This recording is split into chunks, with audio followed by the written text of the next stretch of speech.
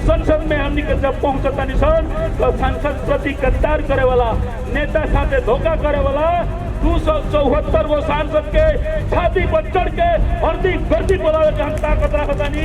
संसद में लोगन निर्णय करी एगो शेर संसद में ढुको किधर ना ढुको किधर पहले अपन पेट भरेला ओकरा दूसरा से मतलब नहीं है। शेर एगो शिकार करी पूरा परिवार के पाली तो किरवादा वो अपने लोगन संसद में हमरा के पहुंचाई लोगन कंपनी में समाज सुधारे के जिम्मेवारी दी लोगन हमारी ईमानदारी था अब हमारे समाज पिछाड़ी नहीं कितने के रह के अब देश के नाम पर जनता के लुटले बानी कि ना अपन संपत्ति के रुआ विवरण दी ना। आज जनता पूछे के चाहता अपने संपत्ति के विवरण तनी पेश करी था कितना अपने के संपत्ति बाटे कहाँ कहाँ अपने के संपत्ति पर हुआ देश से पता नहीं। रोड ढलवाना जरूरी नहीं है, मंदिर बनवाना जरूरी नहीं है, मस्जिद बनवाना जरूरी नहीं है। हमको शिक्षा चाहिए, बच्चा का पढ़ाई चाहिए, हमारा इलाज चाहिए। ये दीजिए कि हमारा बच्चा विदेश में जा करके कोई पत्थर न तोड़े, कोई सऊदी वाला का कोई कतर वाला का पीछे पीछे न घूमे, वहाँ मरे नहीं, मरुभूमि में धूप से जले नहीं। ऐसा व्यवस्था चाहिए हमको मधेश में। है तो दीजिए और नहीं तो आप लोग साइड लगिए, नया चेहरा को ले आइए, नया नेतृत्व दीजिए मधेश में। हमको पुराना ये वाला नेता नहीं चाहिए। इतना ही कहकर हम विराम देते हैं और इसका जवाब करेंगे। एगो बूढ़ आदमी के कान पर बैठ के 3 पुस्ता लड़ाई कैले बा। एगो कर बाबा, एगो कर एगो पापा आ एगो बच्चा।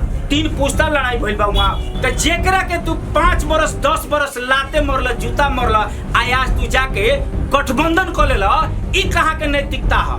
क्या कारण है? एकर जवाब चाहिए। सोनाली ई सुन ली, ई हमर सवाल ना, ई पूरा मधेश के सवाल बा।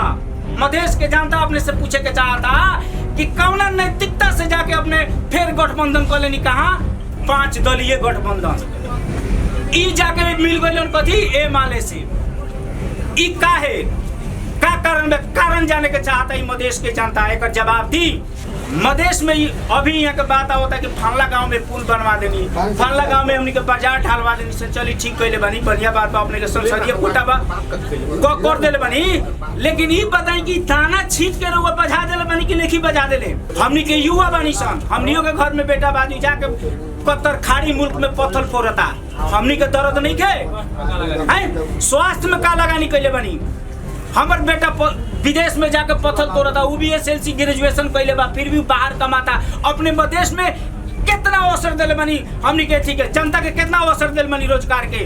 को फैक्ट्री बनौले बनी, को अपने कारखाना चालू कैले बनी। चीनी मिल बंद बा, कृषि औजार बंद रख का कहनी। अपने इकबाल मियाँ जी के पूछम अपने देश सकता नहीं।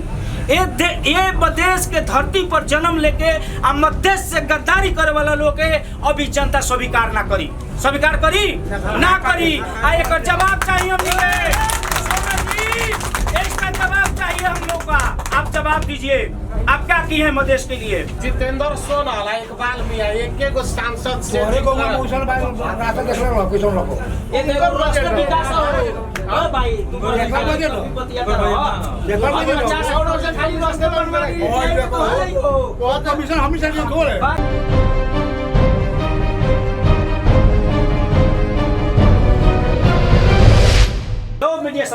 यो अलिकति यता मोड्नुस्, यता गर्दै मोड्नुस्।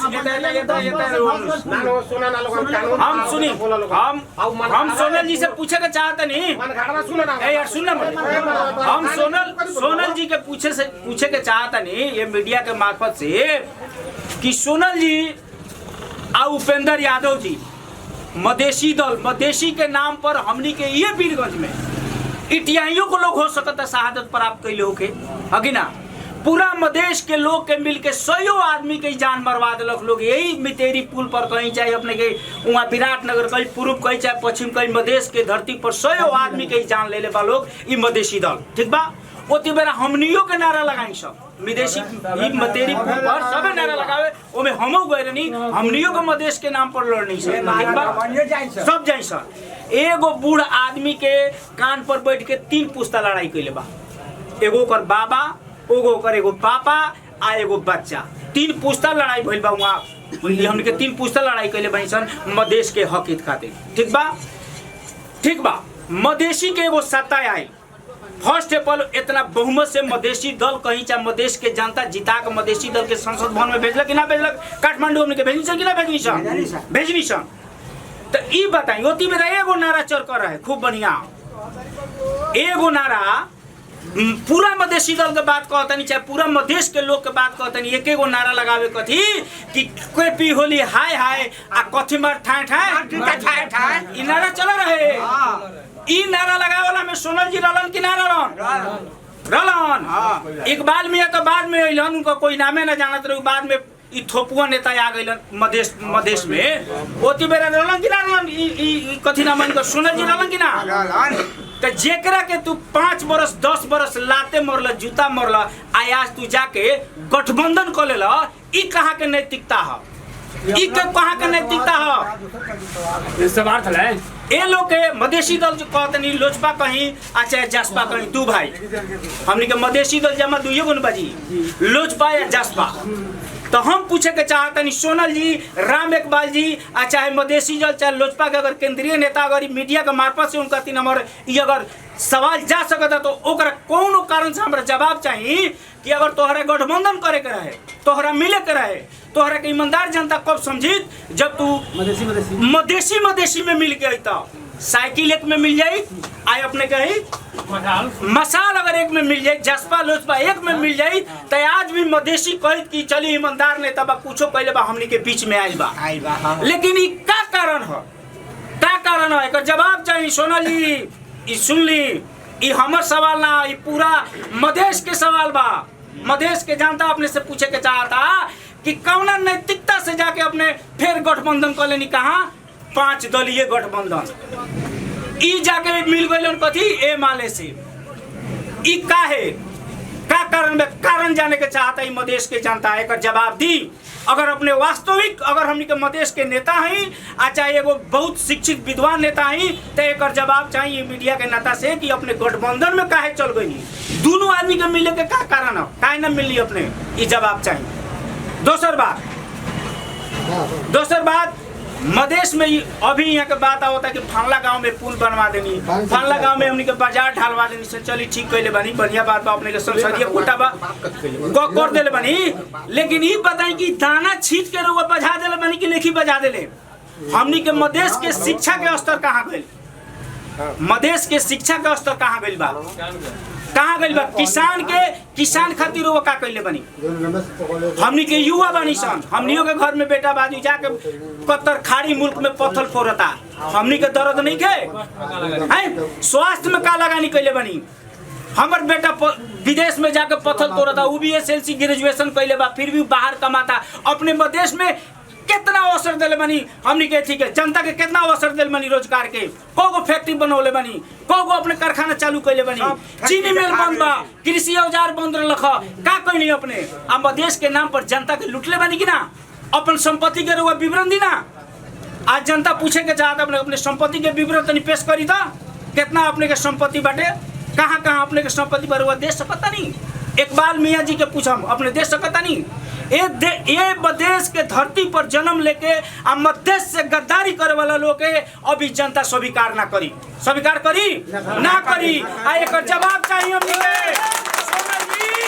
इसका जवाब चाहिए हम लोग का। आप जवाब दीजिए, आप क्या किए हैं मधेश के लिए। 50 करोड़ रुपया 2 करोड़ 20 करोड़ रुपया बांट दिए जनता में, कोई नाला बनवा दिए, कोई रोड बनवा दिए, कोई मंदिर बनवा दीजिए, कोई मस्जिद बनवा दीजिए। पूछ रहे हैं कि हम नेता हो गए मधेश का ठिका लिए हैं आप लोग, जवाब दीजिए। इस मीडिया के माध्यम से हम आपसे सवाल कर रहे हैं, यहाँ का जनता आपसे पूछ रही है कि आपने मधेश के लिए क्या किया।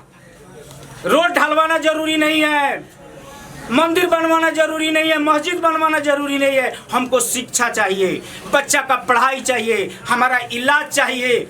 ये दीजिए कि हमारा बच्चा विदेश में जाकर के कोई पत्थर न तोड़े, कोई सऊदी वाला का कोई कतर वाला का पीछे पीछे न घूमे, वहाँ मरे नहीं, मरुभूमि में धूप से जले नहीं।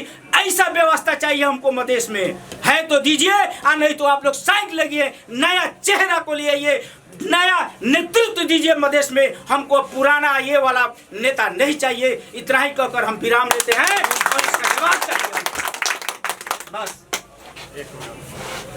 यहाँ के कनी और जितेंद्र सोनवाल भलुई से मनगढ़वा के पुल बना दिल बनी अपने लोगन के भर में छरल बड़न हम हई पुल बना देनी हऊ पुल बना दे उ पुल के बारे में अपने समझी कि कहाँ के बजट है उ नेपाल सरकार के बजट है भौतिक पूर्वाधार के बजट है प्रदेश सरकार के बजट ना अपने लोगन जानत हईले नहीं कि खाली पीला लगा के आप प्रचार करल बनी उ बजट कहाँ के हुए इहो तो सुने के पड़ल समझे के पड़ल तो अपने लोगन यथार्थ चीज जानी कि ई पुल कहाँ के हुए के बनैले बाटे ओकरा बारे में समझी खाली उ कह दिलन यहाँ के हुए हम बना दिल बनी उ ना हुए रगल शिक्षा के बाद तो हमनी के 2 नंबर प्रदेश में BLLB कॉलेजे नहीं खे तो हमनी के लड़का पढ़ो कहाँ इतना अनपढ़ हमनी के प्रदेश में नहीं कि उस सरकार में गई तो उनकरा शिक्षा कौन शिक्षा नहीं के यहाँ शिक्षा ले आओ बेटी पढ़ाओ बेटी बचाओ मुख्यमंत्री तो योजना ले लेकिन वो योजना में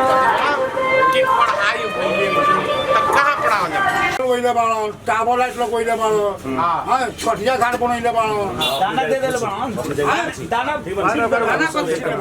अपना पैसा से कौन पैसा से कहाँ कितना भाड़ा पहले 5 काटा खेत हिस्सा ले आज हो गई ये 50 करोड़ कमाई कहां से आई बताई ना ये बड़ा भाई जवान बाजार हलवैले बड़न हां कौना बजट के पैसा संसदीय कोष के पैसा हुए जवन 3 करोड़ रुपया मिलेला वो पैसा आ कि पूर्वाधार विकास मंत्रालय के पैसा अपने के जवाब दी करबे पूर्वाधार विकास मंत्री के हां जन हां अब एगो 3 करोड़ में कोई है कि ये कोई गांव नहीं खेनु हां तो औरो गांव बा वाला नेपाली आउँछ वाले नेपाली बुझ्नु हुन्छ नेपाली भले आउँछ भोजपुरी में बोल ना उ ठीक बा तर म कतै गर्न न म तपाईलाई नेपालीबाट भन्छु तपाई मैथिलीबाट भन्नु ल पक्नु है हाई 3 करोड़ रुपया के बजट में के हुए ठीक बा तो कितना पैसा के बजट हुए हमरा कहे ना छोटिया घाट में 25 लाख रुपया यहाँ बाजार के बाद बाजार में हमारा वो तो तोर बात सुनी ना ई गांव का पैसा हक ना छोटिया घाट में जा ई कितना पैसा के बजट हमारा उनके से बच जाए बजट भाई केने खटिया खान में जाएगा ए रह ना केने ना बोले तो हाला मत कर बोली हाला कर पाला पड़े बोले सुनी नोटी बना हमारा सुन पहले बतिया ए मारा आना तो कहियो ना तू कहबो यो सब तू कथि कहबा तू नहीं बना बजा तो हम का बोले कहां जाई बानी एकदम काट के बजट हम बना मतलब यहाँ सबन के खारा बानी कोनो बात से खराब वो बात हम की का फेर पड़ता बात गाली करी 3 करोड़ में कौ लाख रुपया के बजट 3 करोड़ के हम नहीं जाना हम जाता उनको दान को नहीं बुझे ना 3 करोड़ संसदीय कोष के पैसा मिलेला उनका संसद में ना रही तो विधायक में रहो प्रदेश के बजट है प्रदेश के प्रदेश सभा के सांसद केंद्र में इकबाल मियां अब प्रदेश सभा के सांसद बोलेला प्रदेश सभा का रहो नु हां प्रदेश सभा के सांसद हां जे मंत्री सब देखी हां पछाई टोला रहुआ 28 फीट रोड ढलवा देनी 30 फीट 28 फीट हमरा टोला में आई तो 18 फीट हो गई है ना बीता टोला में रहुआ 10 लाख के बजट दे देनी पटना में रोड ढलवा देनी है हमने में पड़ेला है ना बोलो मियाँ है ना मुसावा साहू दे देनी आए को बड़कट लग जाए मेरे को वोट ना मिला हमरा गाँव में लिखी चले तो पता नहीं कि भाई तो बड़का बात कह दे तो 1 करोड़ के विकास नहीं 1 करोड़ के हाँ 25 लाख हम बता देते सभा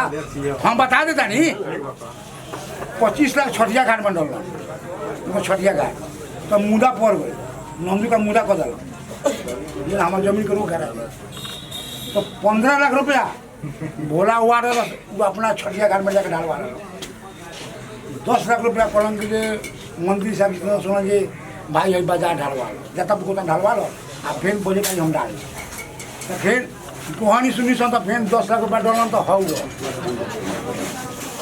डालना 9 लाख रुपया के बजट 20 लाख का है 20 लाख में गांव पालिका के नहीं के हम कौन से कोई को तो को ना गांव पर के बजट है यहाँ के सर यहाँ के जनता से पूछी थे कहाँ के बजट वो पूछ सकता नहीं करे बजट है वो पूछ सकता नहीं वो केले मान दू बे तो ढलाई बा टावर लाइट उन करे हो ठीक बा टावर 25 लाख हम सुन ना को ले बदी हमारा को ले बदी उनका विकास 25 लाख के दलित स्कूल है ना गांव का दक्षिण बनल बा ओकरा फिर वो बता पैसा अच्छा हम तो यही जगह विरोध करता पहले ना कोई के नाम अच्छा ठीक बात है काम लोग जानते नहीं का कहला अपने पदनी 25 लाख 25 लाख आ जाइए क्या जाइए आदमी परसेंट करत जाइए कहाँ से कथी के परसेंट लागेला अब बताई ना आपने ये अमेरिका के लगे परसेंट कथी के लागेला अच्छा ऊपर परसेंट कथी के परसेंट 3 लाख का मंदिर में काम भाई माई बरम के नानु परसेंट हम एकता विकास हमर लेवल हो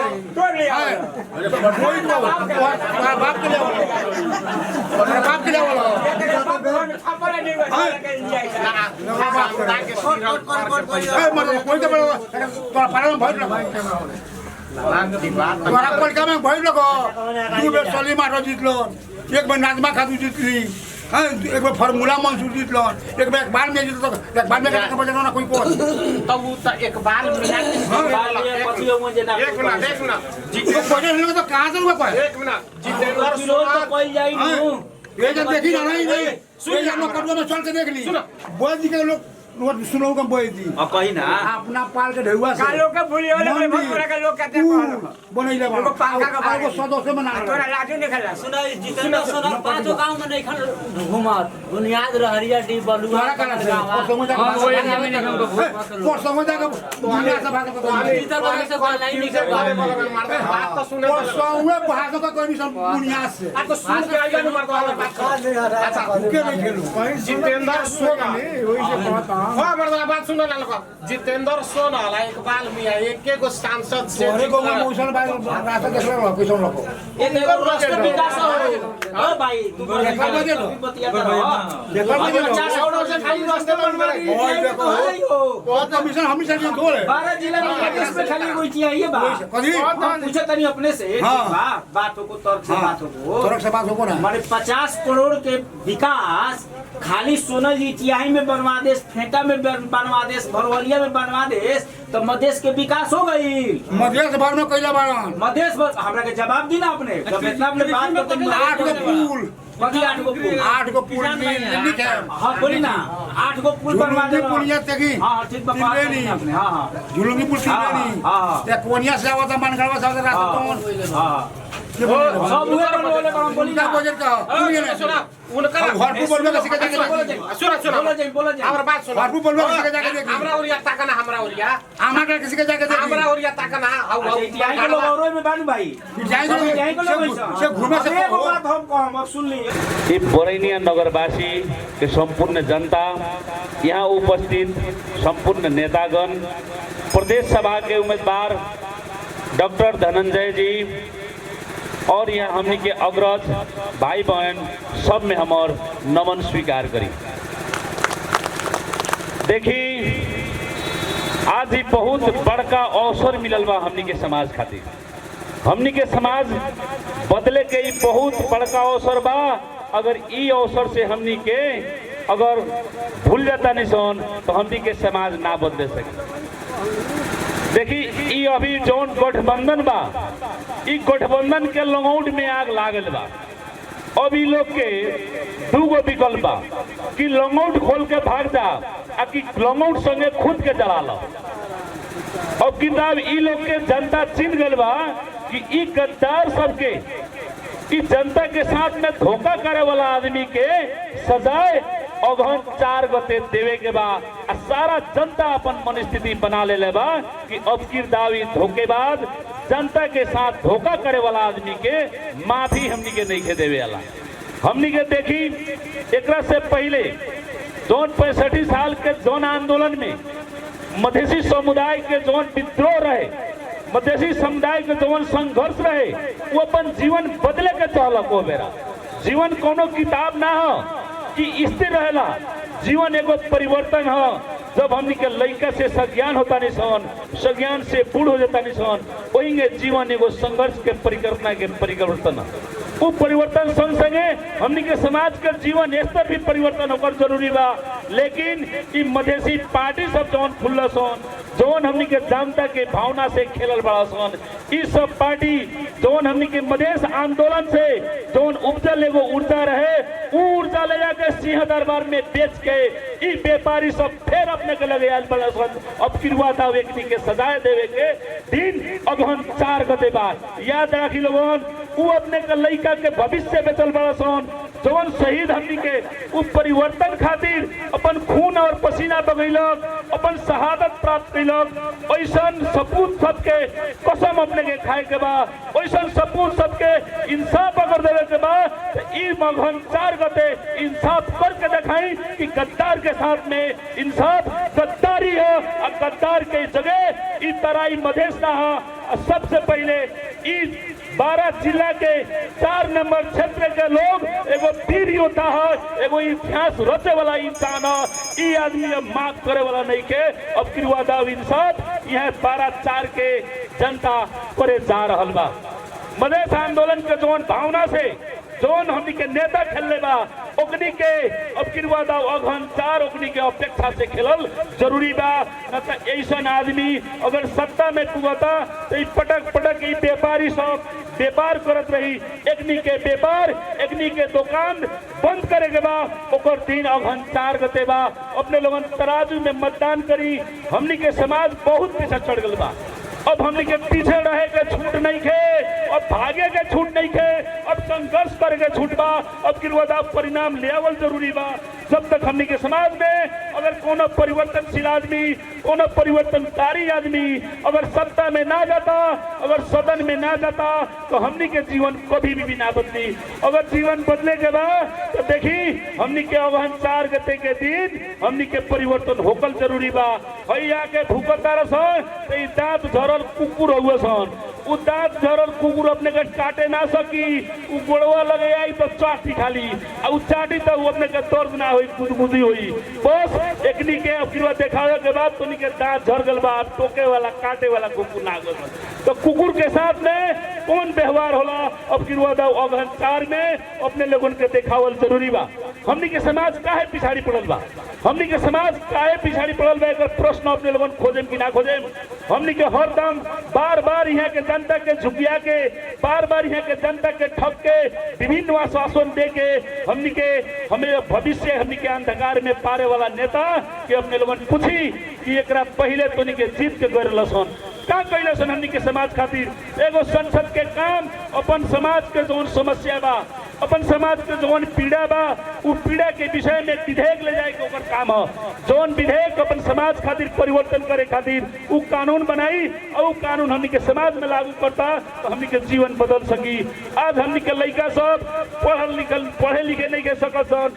जौन लइका अपने के कतार मलेशिया जाता, 65 डिग्री सेल्सियस में अपन श्रम पसीना बेचता, लेकिन ई नेता सबके ध्यान नहीं खे। वो 20,000 40,000 के महीने कमाता। हमनी के इच्छा बा हमार समाज के लइका अब कतार मलेशिया ना जाई। अगर हमनी के अगर संसद बनता नहीं सन, ऐसा कानून बनाए सन जौन कानून से प्रत्येक लइका के शिक्षा प्राप्त करे के अधिकार सिद्ध ना हुई। हमनी के लइका बिहान ऑस्ट्रेलिया, कनाडा, जापान, अमेरिका जाई जौन एगो दक्ष जनशक्ति निर्माण करी। हमनी के घर में अगर शिक्षित आदमी होता तो बिहान हमनी के समाज शिक्षित बनावे के रास्ता पर चले के बहुत बड़का हमनी के अवसर मिली। एक चलते अभी अपने लोगों सतर्क और सजग रहल जरूरी बा। हमनी के समाज पिछाड़ी पड़े के बहुत कारण बा। हमनी के समाज के किसान लोग अभी देखी 32 रुपए और खाद मिलता। इस सरकार खाद उपलब्ध करावे नहीं के सकत, लेकिन फिर भी व्यापारी सब, इस समाज के काला बाजारी सब 72 रुपए 70 रुपए खाद बेचता रसन, तो वो नहीं के मिलत। तो एगो किसान के मार के वही नेता ना बन सकी। किसान के जीवन देवे के बा, किसान के ऊर्जा देवे के बा। किसान अगर किसान अपन अन्न उपजावल रोक देलक तो पूरा संसार मृत्यु मरण बन जाई। आ किसान के ई सरकार ना देखता, नहीं है के नेता देखता। किसान खातिर हमनी के गुरु योजना हमनी के तय कैले बनी सन। कमती में एगो सांसद कुछ ना कर सकता तो संसदीय विकास कोष के पैसा जौन लूट के खा जाता सन, उ संसदीय विकास कोष के पैसा से किसान खातिर निर्ब्याजी किसान बैंक की स्थापना कर सकता।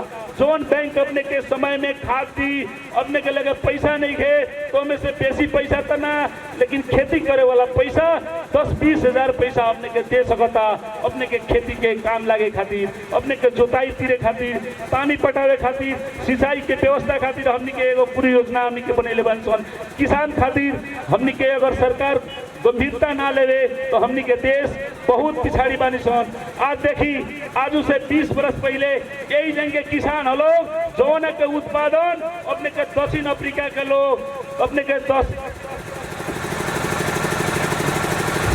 जौन किसान खातिर किसान उत्पादन करता उ किसान अपने के साउथ कोरिया नॉर्थ कोरिया के लोग ओकर चावल खातिर लख उहे किसान उत्पादन कैले जौन जापान ऑस्ट्रेलिया के लोग वहाँ तक जापान ऑस्ट्रेलिया के लोग वहाँ हमनी के चाउर खातिर लख आज देखी हमनी के समाज उत्पादन करे के क्षमता नहीं के रखत। अगर इंडिया से हमनी के चावल आयात नहीं करसन तो हमनी के लोग काठमांडू में रहे वाला आदमी भूखे मर जाई, चिट्ठी व्याकुर खाई लोग। तो अब किरवा दाओ हमनी के समाज के किसान के ताकतवर अगर नहीं बनाओ तो हमनी के देश बरियार ना हुई। आज हमनी के किसान एक बरस में तराई क्षेत्र के किसान 180 आदमी अब किरवा दाव गत वर्ष किसान आत्महत्या कैले बा। तो ये आत्महत्या ना ई सरकार ओकरा के हत्या कैले बा सन। ई हत्या के रोकल हमनी के जिम्मेवारी हो।